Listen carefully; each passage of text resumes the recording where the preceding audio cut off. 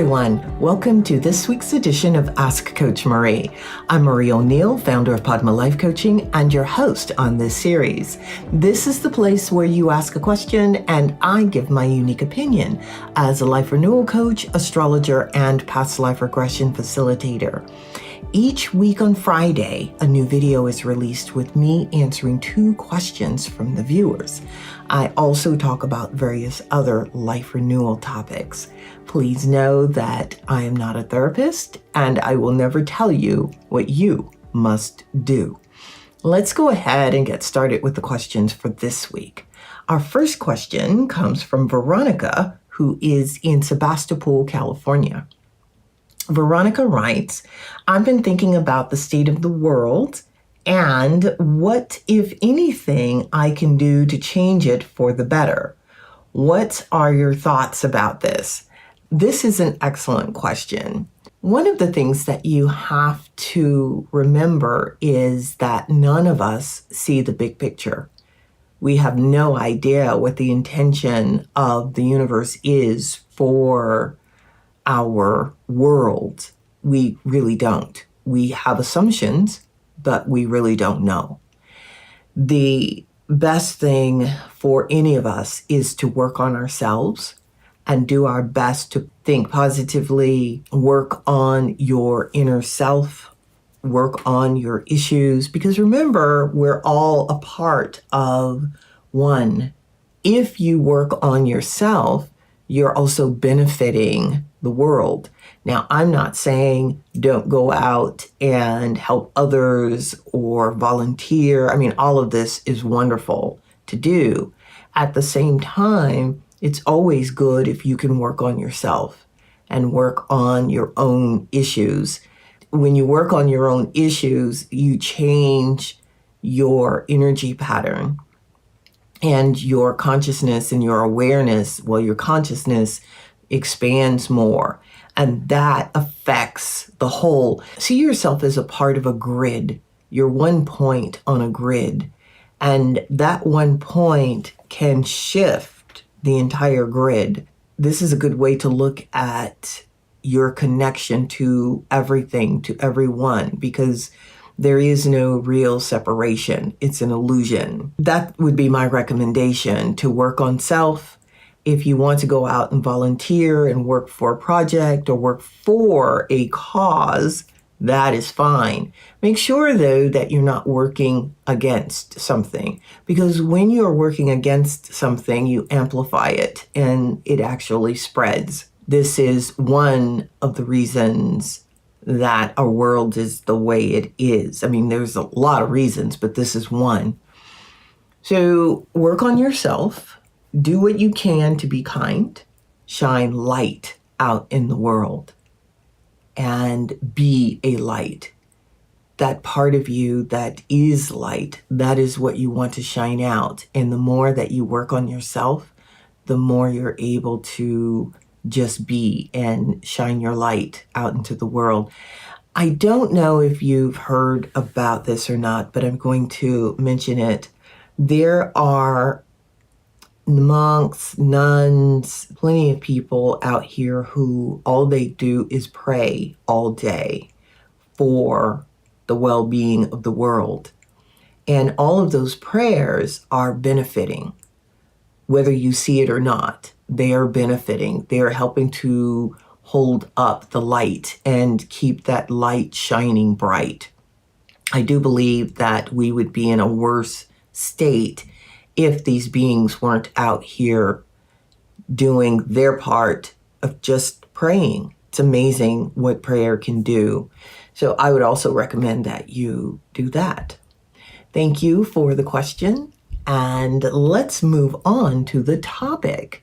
Our topic today is, what is a Bodhisattva? And I decided to talk about this because a lot of people are a little bit confused about a Bodhisattva and what it is. It's a Buddhist term. And it's really a Buddhist term for anyone who has decided to attain enlightenment for the benefit of all sentient beings. Doesn't mean that they are enlightened. it means that they are working for the benefit of everyone, and that they will not take that final step into full enlightenment until everyone else has achieved that goal. And of course, enlightenment, in my view, is being able to see the world or see reality as it actually is and live your life from that viewpoint, so that you can actually live from the viewpoint of seeing reality as it is. That's what Jesus did. That's what Buddha did. That's, I believe, what Muhammad did, and the other sages. They were able to see reality and live from that perspective. With a bodhisattva, they are embodying loving kindness and compassion. Compassion is a part of their core, and they have great empathy for all sentient beings, and they see the suffering. One of the bodhisattvas that you might have heard of is Kuan Yin. She is one of the bodhisattvas of compassion. She is a patron saint of children. She is constantly working to help mankind, to uplift mankind. You do not need to be a Buddhist to be considered a bodhisattva. If you are doing your best to obtain enlightenment for the benefit of others, because this is selfless, then you would be considered a bodhisattva. I'd love to hear your comments about this and what you think. I do hear people today talking about naming themselves as a bodhisattva. I actually take issue with that. And I don't believe that a bodhisattva would say that they're a bodhisattva. I think they just do good work and let that stand on its own. My view is, when you call yourself a bodhisattva, it's coming from the ego, and that's not good. Anyway, that's all I wanted to say about bodhisattvas today. I'll probably revisit this topic, though. Now, our next question comes from David, who is in Boise, Idaho. David says, I love the work that I do, and I have a loving family. And I feel as though something is missing, but can't quite wrap my fingers around it or what it could be. Can you offer any advice on how I can discover what is missing in my life? Thank you for that question, David. When you want to discover what's missing, the first thing to do is ask the question. Ask the question to whomever you pray to, or to your higher mind or your guides. Ask what's missing. Then pay attention to sign and symbol. And when I say sign and symbol, I mean what's going on, what messages are being brought to you by nature. Are there any animals in your area that you see doing something strange that they wouldn't necessarily do? Animals are messengers from the other side. So if you, for example, see crows and they're doing something that they wouldn't normally do, or you've not seen them do it, then you know there's a message and you want to look up crow and the meaning of crow.